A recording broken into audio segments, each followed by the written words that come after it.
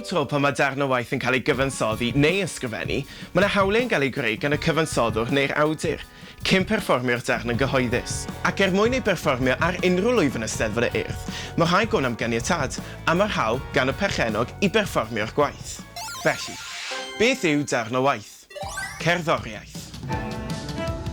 Geiriau caneuon. Cyfieithiadau. Barddoniaeth. Dyna swper hyfryd. Unrhyw waith dramatic. No! Ond pam dwi'n clywed chi'n gofyn? Wel, dychmygwch eich bod wedi prynu car newydd. A'r peth nesaf, mae rhywun yn mynd â'r car heb ganiatad. Yn ôl y gyfraith, mae hynny'n drosedd. Felly cofiwch gofyn am ganiatad bob tro.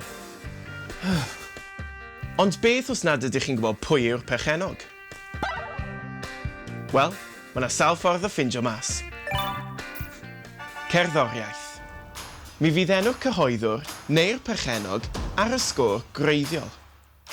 Drama. Bydd manylion yr hawliau tu mewn i gopïau greiddiol y dramau. Ac wrth gwrs, defnyddiwch y we ble fel reol gewch eich holl wybodaeth am y darnau gwaith penodol. Gyda rhai darnau o waith, mi fydd sawl perchenog gwahanol ac mae'n rhaid cael caniatad pob un ohonyn nhw. Ond peidiwch â phoeni. Mi all unrhyw un o'r cysylltiadau yma, enghraifft y cyhoeddwr, ddweud pwy arall sydd berchen y gwaith. Ac os ydych chi'n gwbl styc, yna cysylltwch â'r Urdd am gymorth. Ar ôl i chi ddarganfod pwy yw'r perchenog, gyrwch e-bost at bob un o'r perchnogion yn nodi'r canlynol. Eglurhad o ba ddarn chi'n gobeithio ei ddefnyddio. Esboniwch pam chi eisiau'r caniatad, sef ar gyfer ei berfformio fel rhan o gystadleuaeth yn Eisteddfod y Urdd. A pa fath o ganiatad ydych chi eisiau? Sef caniatad perfformio. Os ydych chi'n cyfieithu neu'n addasu darn o waith, mae rhaid i chi ddatgan hyn i'r perchenog. Gall hyn fod ar ffurf newid alaw. Hey, Mr. Urdd yn dy goch gwyn a gwyrdd. Newid geiriau. Neu creu mix eich hunain o gerddoriaeth dawns.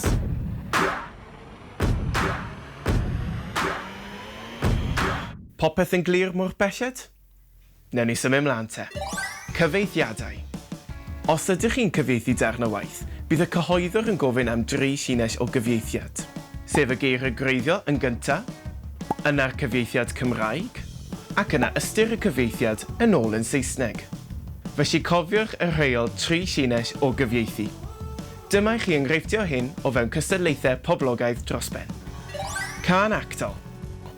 Bydd angen y cyfieithiad 3 llinell fel dwi eisoes wedi sôn, ond hefyd, pwysig!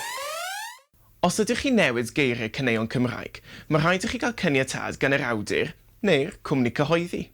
Sioe gerdd. Bydd angen y cyfieithiad 3 llinell a pwysig! Mae darnau sioe cerdd yn cymryd amser i'w glirio, felly cofiwch gysylltu gyda'r perchnogion mewn 2 bryd. Cyflwyniad dramatig. Bydd hefyd angen y cyfieithiad 3 llinell a pwysig!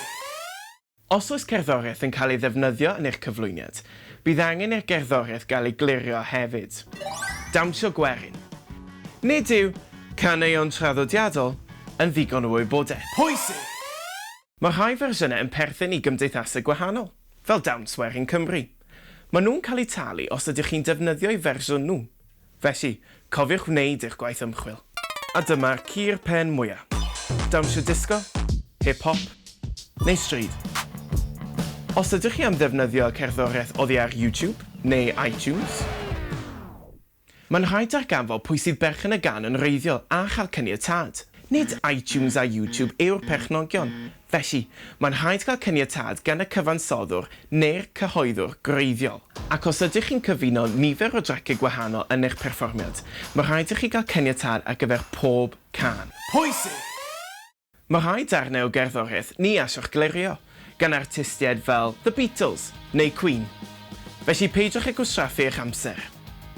Mae rhestr llawn ar dudalen Excluded Works List ar wefan PRS, sef prs4music.com. I orffen, dyma gwpl o bwyntiau pwysig i'w gofio. Rhif 1. Mae rhaid i bob darn o waith gael ei glirio o'r newydd. Dyw'r ffaith ei fod wedi cael ei glirio yn y gorffennol yn golygu dim. Mae rhaid cyflwyno cais newydd bob tro. Rhif 2. Peidiwch â chymryd yn ganiataol os yw'r darn o waith yn hyn ei fod yn iawn i ddefnyddio, achos gall cyhoeddo fod berchen ar gwaith am amser ar ôl i'r cyfansoddwr farw. Rhif 3. Nid yw caniatâd perfformio yn caniatáu chi uwchlwytho'r we. Mwyn eich helpu chi gyda'r gwaith papur, mae templed o lythyrau cysylltu a rheol treisinus cyfieithu ar gael ar wefan yr urdd. A dyna ni. Felly, cofiwch am y 3 mwyn clirio, mae rhaid i ni gael caniatâd. A sut i ni'n gwneud hynny? Cyfathrebu. Mwynhewch y cystadlu.